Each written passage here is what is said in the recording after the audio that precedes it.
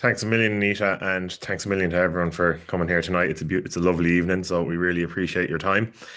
So yeah, I suppose we're delighted. We're through the first full year with the Mighty Maths program, all the way from junior infants up to sixth class, has been in primary schools. It's getting really great feedback. And through tonight's presentation, I hope you're going to see how the junior and senior end of the program is really well aligned, that this is one whole program from junior infants up to sixth class. There's great continuity within the program. So, like, I was the author of the fifth class book, but I was also contributing editor at the junior end. The third class author was an editor at the junior end. So you'll really see how this is a full program aligned from junior infants all the way to sixth class, and there is great continuity. We'll see some of the pedagogical approaches, how they progress from junior infants all the way up to sixth class, and how there really is learning is built upon the whole way through the series.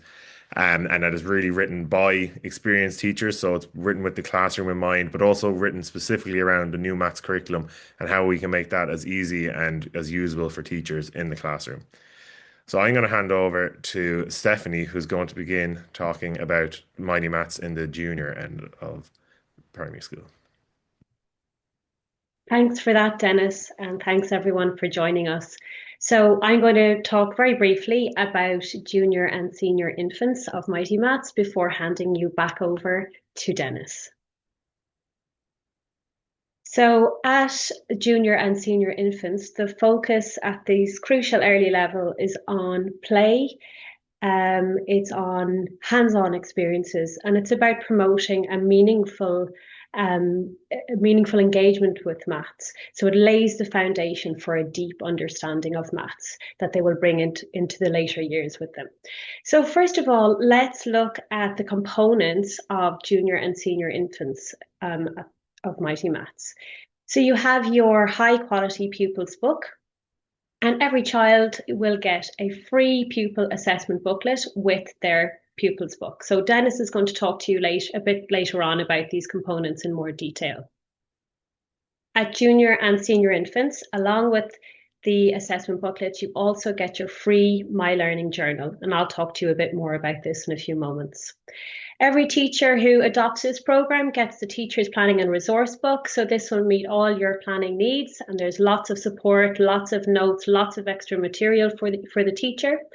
There's a fully supportive digital library, and Dennis is going to show you some examples of that a bit later on.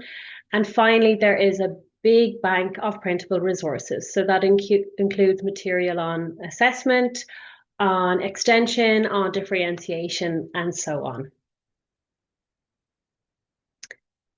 So the bright and colourful pupils book brings the children through each of the learning outcomes of the new primary maths curriculum using child-centred, well thought out activities.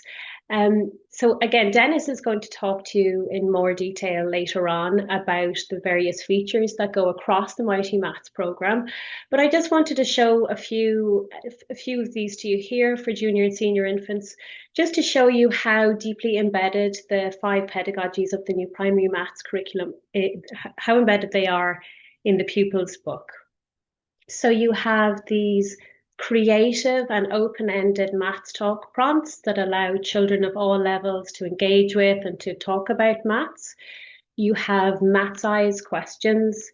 You have playful challenges. So these are your hands-on activities using materials that are readily available in the classroom. So there was one of these, at least one of these in each chapter.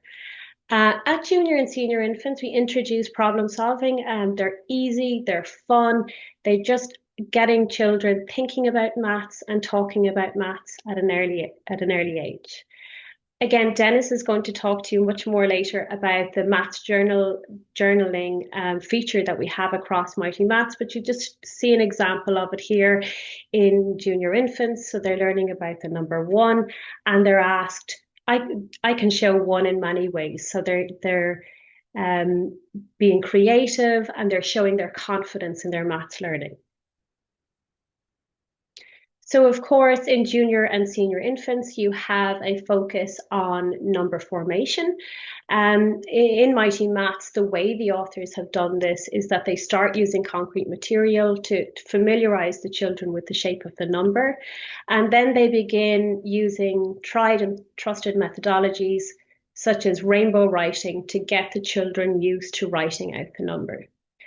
There are very carefully scaffolded activities then throughout the pupils book, but also backed up in the learning journal and plenty more in the printable resource bank if it's deemed necessary for extra practice for the children. Also in Mighty Maths, we use number formation rhymes. These are fun and engaging and easy to remember rhymes to help children remember how to write their numbers.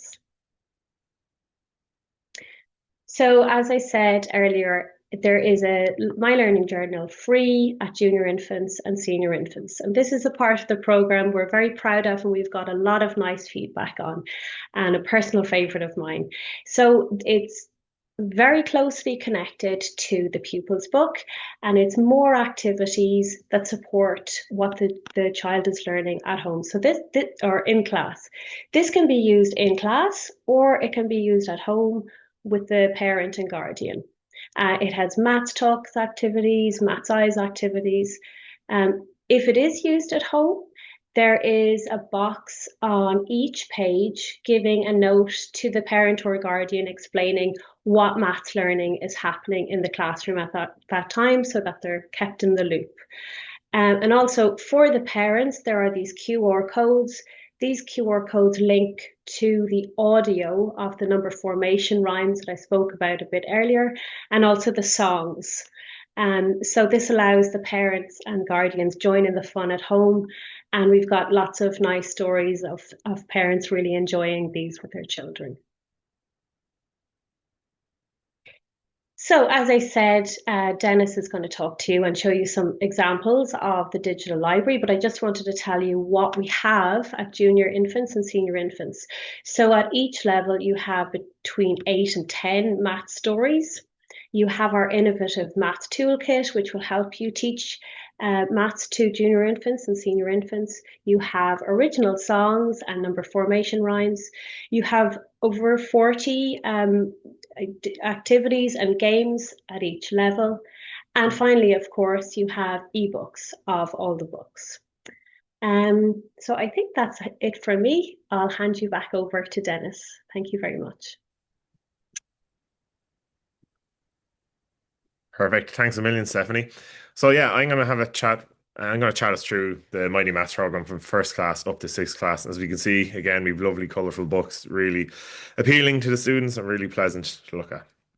So Mighty Maths, the approach from first class up to sixth class, again, it's all centered around this new curriculum. It's about how can we bring the pedagogies into the classroom, making them as easy and as easy for and understandable for teachers to implement, but then also including the elements for the children. So making sure we have opportunities for the children to communicate, to apply and problem solve, and all those kind of things.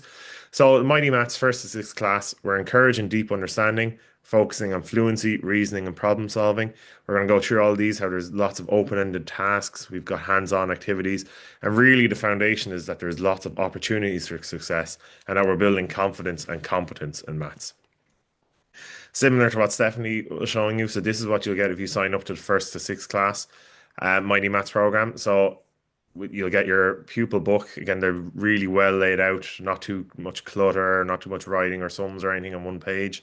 And with each pupil's book, you'll get a free pupil assessment book that we're going to go into in a few slides as well. You can also get the My Practice book that we'll talk about in a bit. And then there's really great teachers planning and resource books that we'll talk about. And then again, like Stephanie said, we'll talk about the fully supportive digital library. So there's really great stories, tutorials, and different interactive games that we're going to have a look through this evening as well. I suppose now we're going to start thinking about how does Mighty Maths bring the pedagogies from the curriculum into your classroom.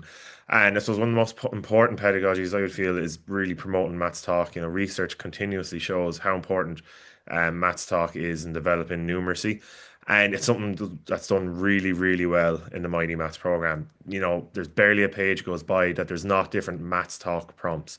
So, we've got examples here. Your principal wants to surprise the whole school by giving each person a glass of orange juice. How many cartons of orange juice will the principal need to buy? There's no right or wrong answer there.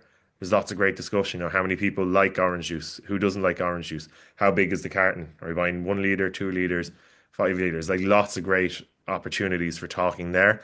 Um, so each unit contains numerous opportunities to talk about maths, and again, they're all related back to real life as well. They're not totally abstract things.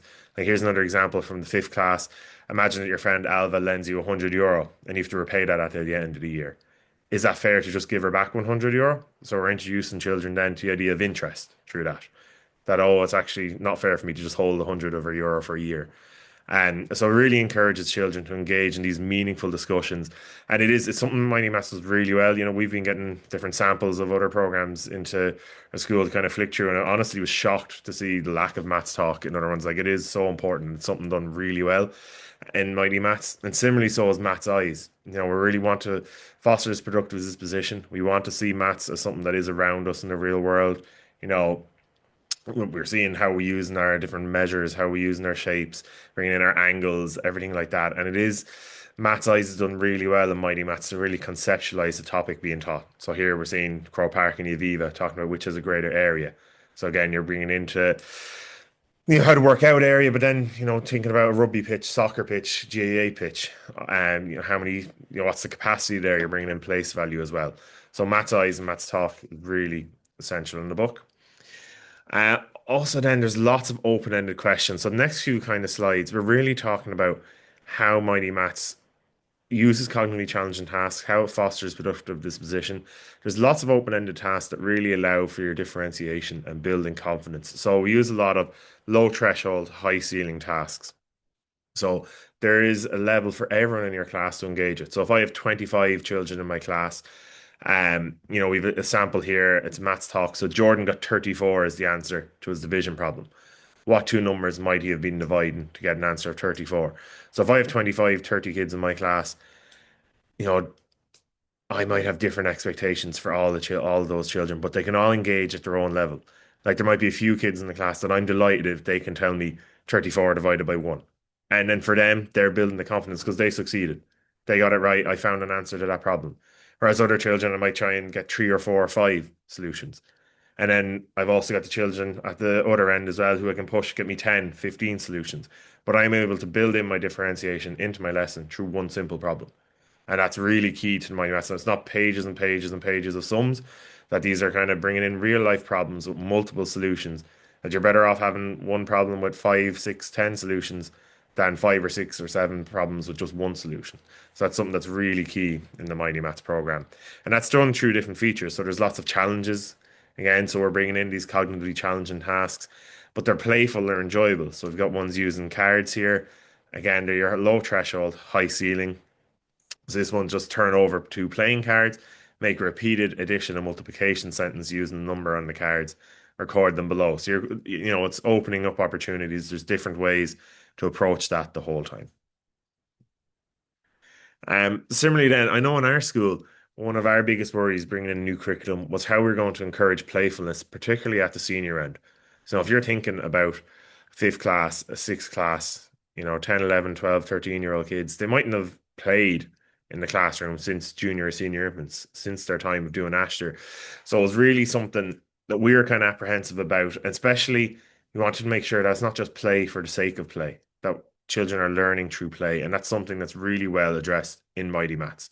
So all of the games, all of our game times relate directly back to the learning, and children are learning through these games. In our school there, one of the lads in fifth class was doing chants a few weeks ago with his, and in the Mighty Maths 5, there's a great game, Release the Prisoners. So, you've got these cells 0 up to 11, and each of the students gets six counters or six cues, and you spread your six prisoners out.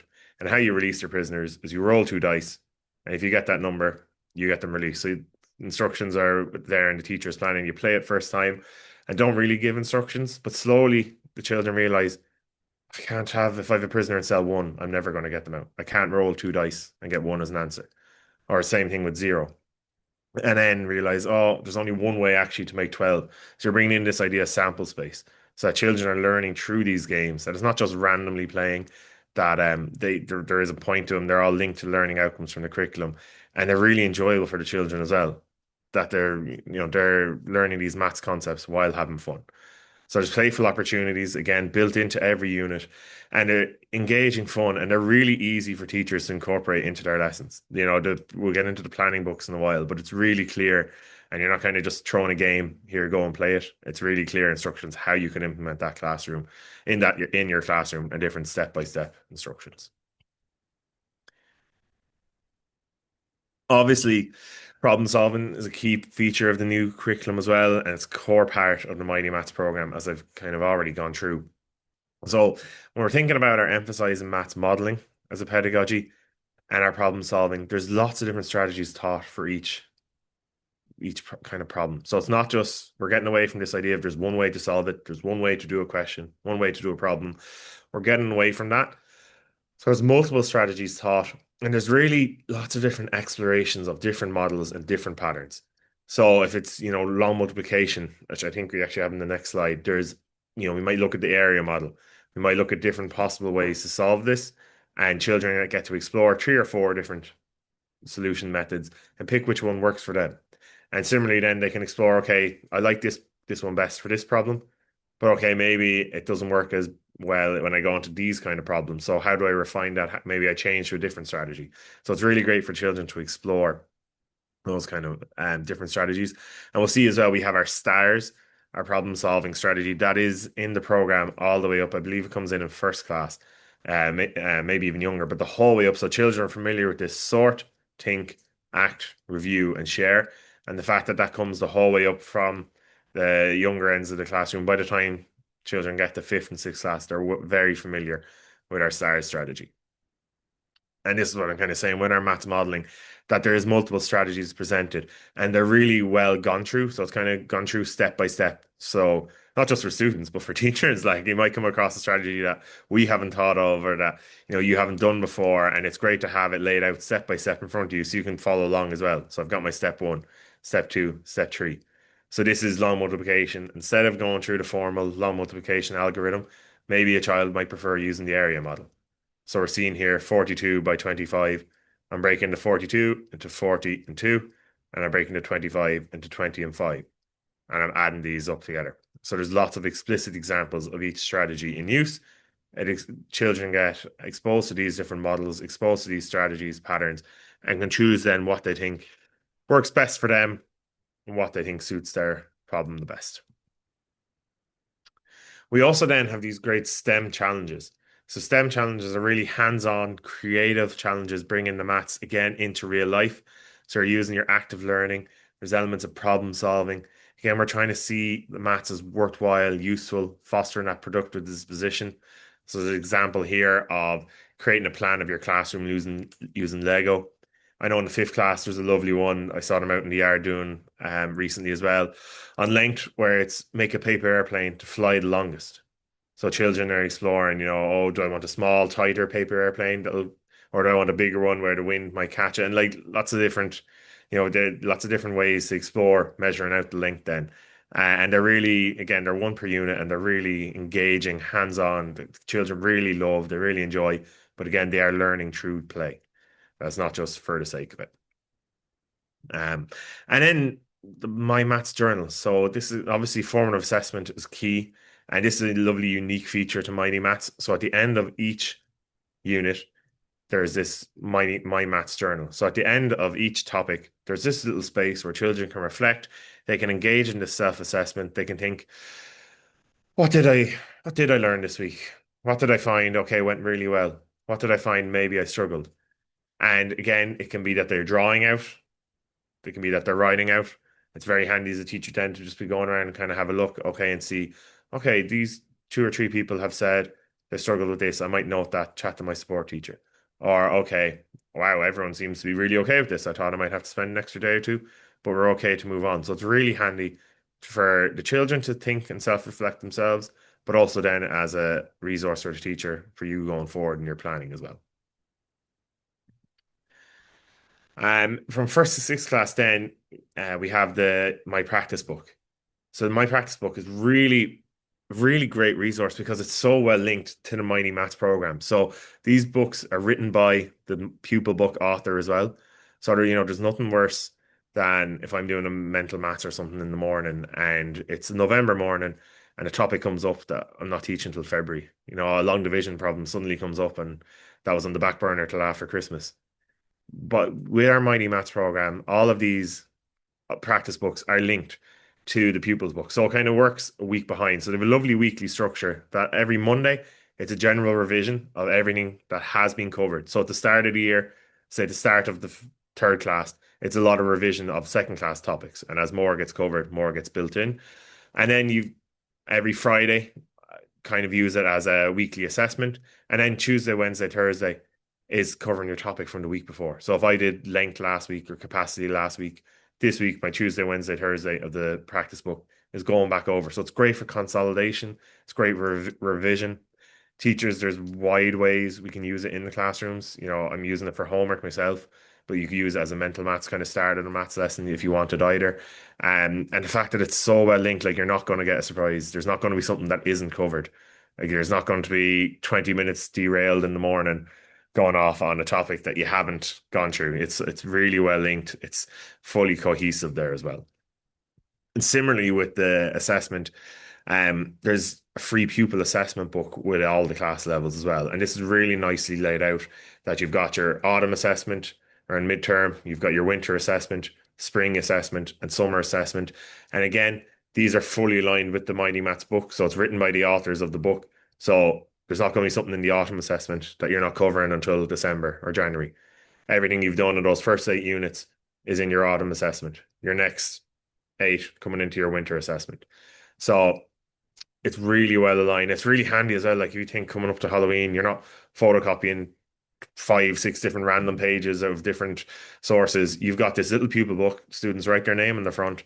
Are there? That's theirs for the year. I'm able to have my 4 different assessments through the year, correct them, and it's all in one place as well. So it's very handy, if you're meeting with parents, parent-teacher meetings, stuff like that.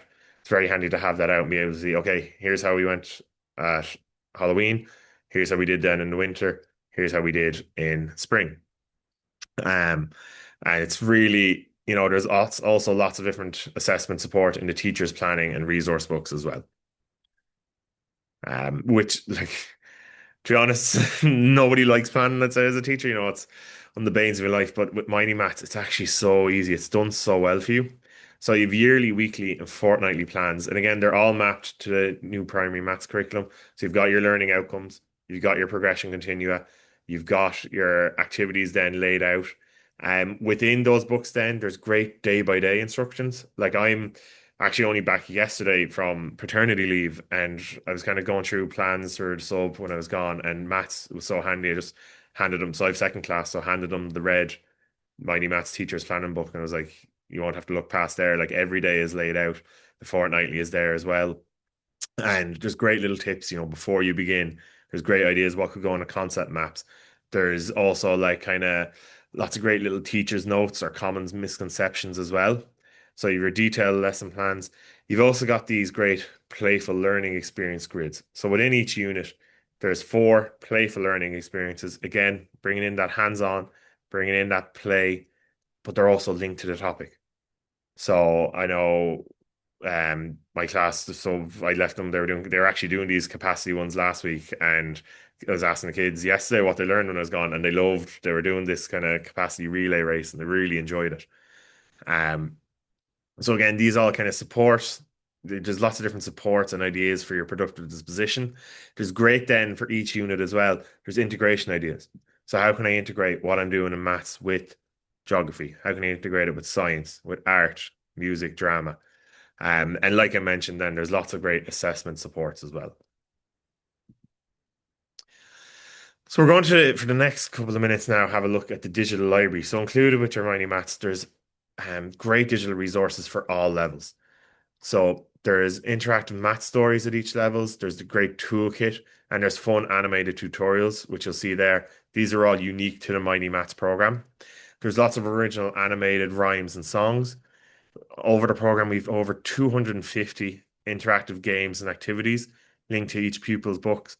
And I know something small, but I really enjoy is there's ebooks of all the books. So I've got my interactive whiteboard. I'm able to have the ebook on the board. We're able to go through things, highlight things, circle things, write in the answers all on the board there as well.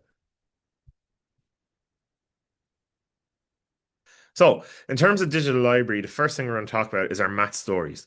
So, within our math stories, there's between 4 and 10 per level, and these really there to promote your positive disposition to maths. So, we're really seeing how is this maths we're covering, how is it used in the real world? It's not just something randomly we've been doing here in class. Like, how does it actually apply? So, how are we bringing maths to life? They're all fun and engaging. We'll kind of might stop during some of them and show how these are great for your maths talk opportunities. So there's specific prompts, but also as a teacher, you can just stop it as you're going. And again, they're great for differentiation and also offer opportunities for revision. So we're about to have a look at the one from fourth class for units 5 to 8. So you're covering your 4 different units here and you're revising those and bringing them all in. Summer holidays, and the Johnson family are busy planning a day trip. They have all agreed on a trip to the zoo. The whole family are very excited. Dad.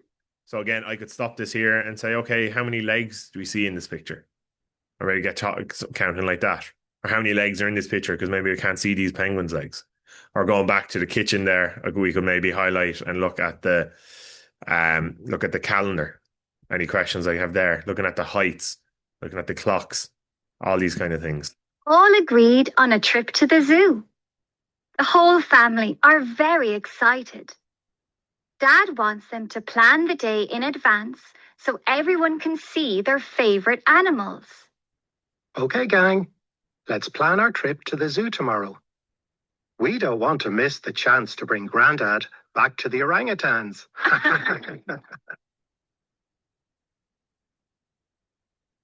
So then within your math stories, we've clicked the maths eyes at the bottom. So that brings us to some questions and suggestions we can go through with the class.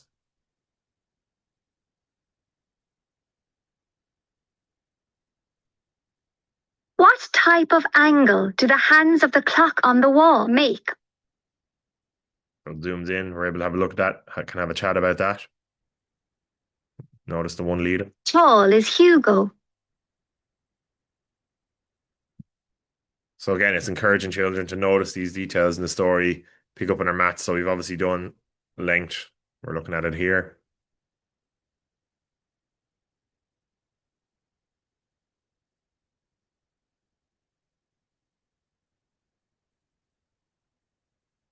What is the area of the penguin enclosure?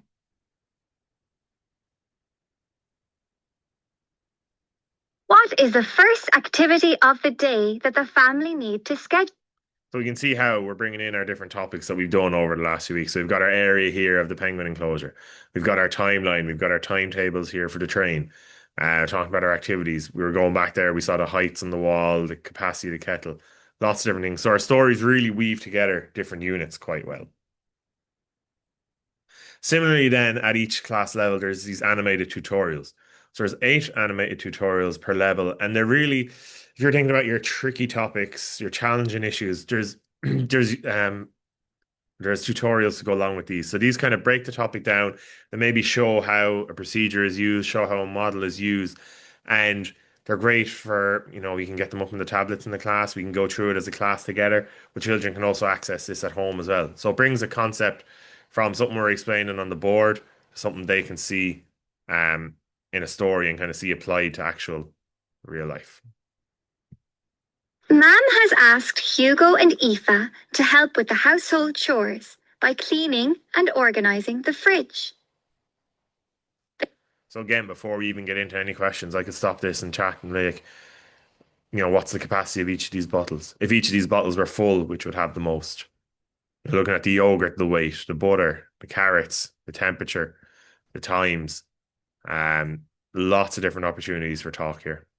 Almost finished, but they cannot decide what to do with the 3 opened cartons of orange juice they found in the fridge. So this one's about adding decimals. So in the first carton, we can show this by writing 0.1 into 8 of the squares on a 10 frame. We can cross off 2/10 in decimal form, 0.1 and 0.1, from the bottom frame and write them in the top frame. So it kind of talks you through, guides through how we're doing different procedures. Liters of orange juice. They ended up with 1.3 litres of orange juice. Ma'am has asked. Right. And then also at each level, there's at all the class levels, there's lots of different great interactive games. So there's 32 interactive games per level. So there's two per unit. And they're practice and they practice what you've been learning, they consolidate their learning. Again, they're all linked to something you've been doing in Mighty Maths. And honestly, the kids love them. Like they're so playful, fun, and engaging. Um, I say in my second class, literally today we were doing place value, one of the games of the second class program. They just love it. One of the best features, I think, we'll watch this video now, but in this bottom right hand corner, you see the box with the arrow out of it. If I click that, a QR code comes up. So the games are really super that, in my class, we have 6 tablets between the class. We're able to get the tablets out, one per group. I'll put the QR code up on the board and they're able to scan that. And it's great. They can, okay, we're in our groups now. We're going to play these games for 5 or 10 minutes or however long suits. What is the perimeter of this shape?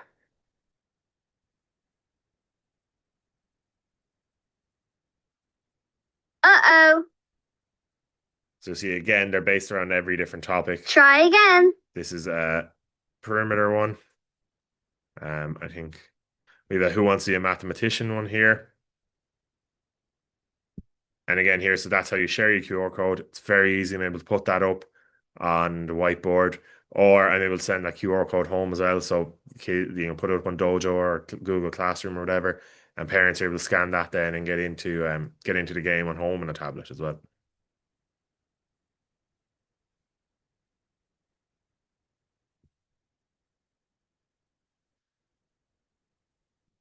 So different question. What's the mean?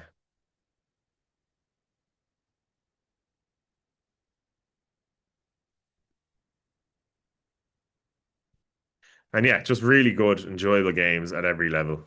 And they're really, again, bringing in that playfulness, not just for the sake of it, but you're consolidating, revising the learning. And you could honestly love them. In terms of toolkit, then really handy. So all your teaching tools in one place. So there's 16 virtual manipulatives, and I cover all strands of the primary maths curriculum. And it really allows your concrete maths to be taught virtually. So I'm able to get my counters up on the board. I'm able to get my teddy bears up on the board, manipulate them. It's great 3D shape or 3D, 2D shapes and space as well. I'm able to rotate them, flip them, all that kind of stuff as well. So I might flick through pieces of this video. We see our 2D shapes. I'm able to get them here. I can select my shapes.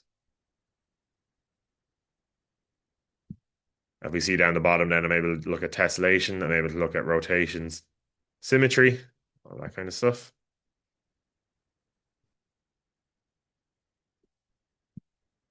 If I scroll on a bit here, I'm looking at 3D shapes. And again, I can see I'm able to look at the nets of 3D shapes, looking at my angles, able to rotate them, that kind of stuff as well.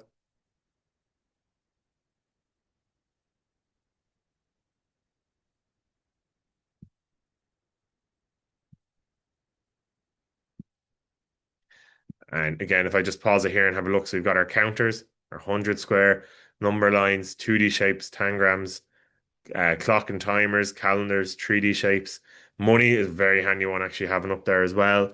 Your fraction wall, graphs and charts, calculators. Great geometry instruments as well. So you're trying to draw a circle on the whiteboard. You've got your compass there. Dice, coin, number. So anything I need for chance, I'm able to, instead of having to roll 2 small dice at the top of the room and hope kids see, I can put it up on the board and tap and roll a dice. And your number frames and abacus and notation boards and stuff there as well. So here's just a quick look at the counters before we move on.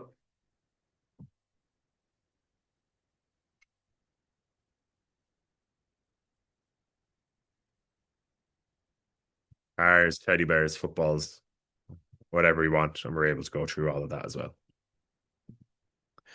So it's not just digital. There's lots of great printable resources as well. Again, available at all class levels.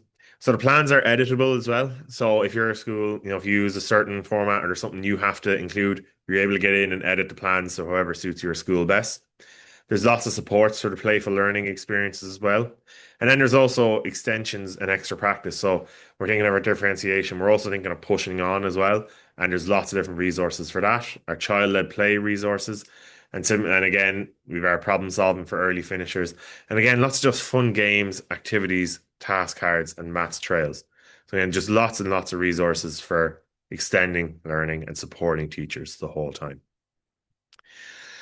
So kind of the last few slides to summarize. So Mighty Maths is the only program that has all of these. So we're the only one that has our maths stories, the embedded maths journaling, the free My Learning journal, the My Practice book weekly structure. Again, can't emphasize how important and useful that is. The fun animated tutorials and the innovative, easy to use maths toolkit. So why choose Mighty Maths? It's written by experienced practicing teachers and maths experts. It really ticks all in boxes for the new maths curriculum. And it's again, this isn't, an old book rehashed. This is a full new designed program that ticks all the boxes for the new primary maths curriculum. We're all practicing teachers as well as maths experts, so it's really engaged with the reality of a classroom. Like it's suitable for actually being used in a classroom and the realities of that. All your teaching needs are covered. It really brings in the curriculum as easy as possible in terms of pedagogies. You've got your learning outcomes, maths concepts, and progression continua all carefully unpacked and deliberately there. And it integrates the 5 key pedagogical practice of the primary maths curriculum. So I think with that, I'm going to bring Anita back in, and I think we might be on to the question and answer portion. Hiya, Dennis. Thank you very, very much to you and to Stephanie. Very informative presentation, and I felt you really showed lots of practical applications of the program. So I hope people found that useful. I think I did. I'm not sure if everybody did, but we lost sound on a couple of your final digital slides there. But just once people know that it is not all done in silence, you have sounds for when the children get the right answer or the wrong answer. I'm not too sure what happened there, but just to make that clear, there's definitely sound on those guys. So if you are ready to go, you've had your drink of water there, but we dive into the questions. An interesting one for you to start with. So Thomas has asked, do you feel Mighty Maths has aligned well with the new PMC? Is there anything you'd change? Yeah, well, I hope you'd see from the whole presentation that really well aligned with the whole maths curriculum. Obviously, we're trying to bring the pedagogies into the class and make it as easy as we can for teachers. And I think the more training and IDGIT talks and everything I've gone to as well, like it's really kind of confirmed we are fully on the right track here, and everything with Mighty Maths is really well aligned. I think as a teacher as well, like the planning is really key. That progression, continual learning outcomes, it's all there from the new curriculum, and it really helps you bring it in. In terms of changing anything, I don't think I would. Like I said, I'm using the second class book in my class this year, and I kind of the more and more I use it, the more and more I'm loving it. Like it's really well done. In terms of teacher, obviously the planning is really handy for me. Like I said, I literally like that wasn't exaggeration. I was like, take my red book for planning maths for the 2 weeks, and like you won't need anything more than that. And the page layouts, I think, is really nicely done. Like, there's nothing worse than a page that's just full of numbers or full of words. Particularly, my school, we'd have a high EAL proportion. Like, so there's nothing worse than just pages and pages of words and numbers that's kind of too jumbly. So it's really laid out well. There's bright, clear prompts, whether it's for my maths talk, whether it's for my games. It's not overwhelming. And then I think the digital resources are great as well. Like the kids love them. I love them. It's really, it's nice that okay, we do a bit of work here. Now we're going to play this game on the tablets or play the game in the book. So I probably don't think I'd be changing anything anyway. No. Great. Good answer. Good answer. And I think it's actually important to note that you wrote the fifth class end and you're teaching with the second class one. So you like the comments you made are across the board. So when you talk, for instance, about the pages not being too busy or not too wordy, that's right from the junior end up to the senior end. I think that's fair to say. Yeah. All the way through. Yeah. Yeah. And certainly I'm not a teacher, but having spoken to teachers at events, what sold it for me was when you said about when you came back from paternity leave and you were just able to, hand over to your replacement before you went, and then when you got back, you're able to pick up pretty seamlessly. So that sounds like a major winner. So thank you very much for that. Caroline asks about the maths journals and the best way to implement. So I assume she's talking about the feature that you mentioned there in the presentation. Yeah, so the maths journals kind of basically at the end of every topic. So I know how I'm using them is pretty much Fridays, but whenever you're kind of finishing a topic, I'm giving the children kind of a chance to deeply reflect and think themselves. So before they write anything, kind of taking a minute or two, okay, what did you learn? What went really well for you? But also, kind of, was there anything you maybe struggled with? So then we give the children a chance. Okay, you can write it in, draw it in, whatever works for you. And I'm kind of going around circulating and conferencing, having a little chat. Like if there's anyone who wants to share anything they're particularly proud of, but also then anything maybe they feel they struggled with. And just then I'm noting that away in my head. Okay, A, B, and C have found they struggled, let's say it was rounding to the nearest 10 or something, and I'm able to note that and then bringing that into my planning going forward. I can chat to my support teacher at the end of the day. Oh, would you mind just take a little group next week? And these three kids said they're struggling with that. Would you be able to have a look at that? And kind of being able to take it with me going forward, that it's not just them filling in for the sake of it, that I'm gaining something from it and they're gaining something from it as well. Like at the start of the year, they're maybe a bit weary, but as we've gone on and on, they're kind of really acknowledging, okay, I am doing this really well. I'm maybe not doing that really well, and kind of seeing the benefits from themselves as well. Yeah. Well, I'm guessing, Dennis, that's not shared with the class. That's kind of just for each pupil for their Yeah, own. no, I'd kind of keep it as a personal Yeah. kind of, it's your own learning journal, especially kind of if we want, my lads to be getting them to admit when they maybe need help with something. It's probably, they mightn't be happy to get up in front of 25 other lads.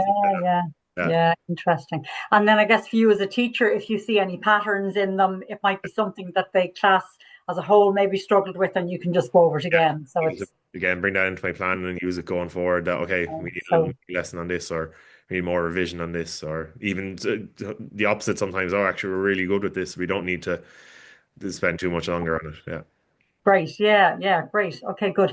I'm going to give you a break for a moment to come in here. This one I think is more for me. So Angela is asking, she said, how is the cost of Mighty Maths compared to other primary maths programs?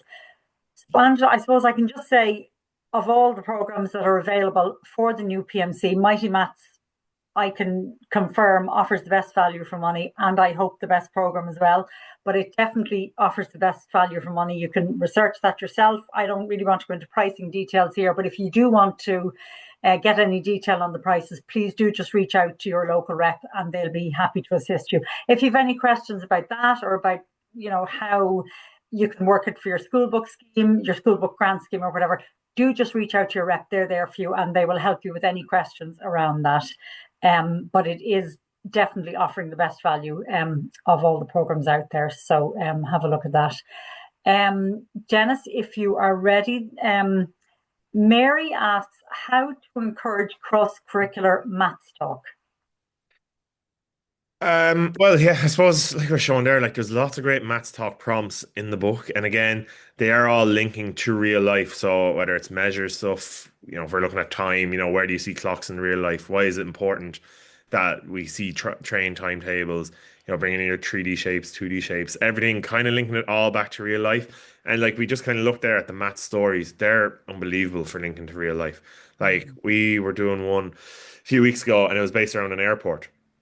So the discussions we actually had off it were amazing. That like in the story it had the departures board and there was different flights delayed. So then great chat about what's the longest delays any of the kids have had, and then get into how long layovers or how many what's the most flights they've had to take in a day, and really kind of bringing in, there's one of the poor lads that had a 5 hour delay one time, and others talking about nearly 24-hour layovers, and just kind of really getting into the real life experiences. And they'd never thought about that experience with a maths hat on, say, and really bringing those in, linking them in.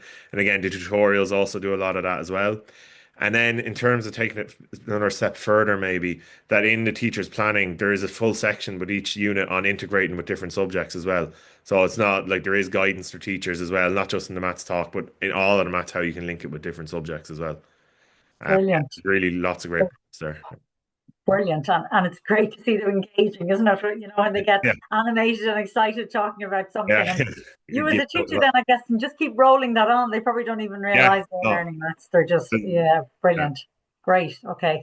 We have one more here. Blue asks, how does Mighty Maths support teachers in meeting children where they are at in their maths learning? I suppose, sure, a lot of our tasks are these open-ended tasks where there's opportunities for child to engage with it at their level. So, like I was saying, there's not going to be one set right answer that you're right or you're wrong. There's lots of different children, maybe at the lower end of the class, if they can find one solution, that's great.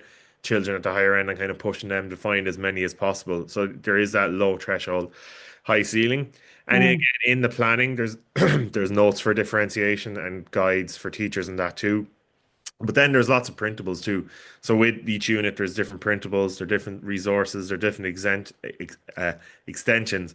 So again, that helps teachers meeting whether it's children with early finishers and extensions, but also with your progression continuum, maybe at the lower end as well. There's lots of different supports for teachers and engaging that end too. Yeah. Brilliant. Great.